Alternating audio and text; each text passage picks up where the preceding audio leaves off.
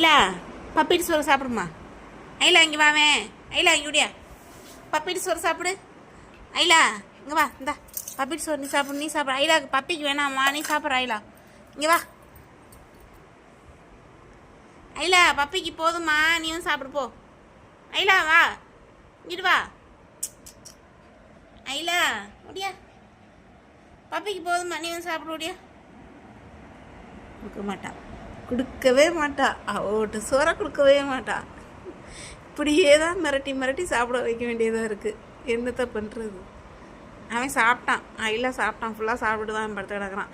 இருந்தாலும் அது பப்பீட்டு கிணத்துல வந்து 2 வாயை வச்சா தான் அவனுக்குமே வயிறு நிறையும். அவனுக்கும் சோறு வச்சாச்சு. அவனுக்குலாம் இந்த சோறு பத்தாது, அவனுக்கு பெரிய தட்டில் வைக்கணும்.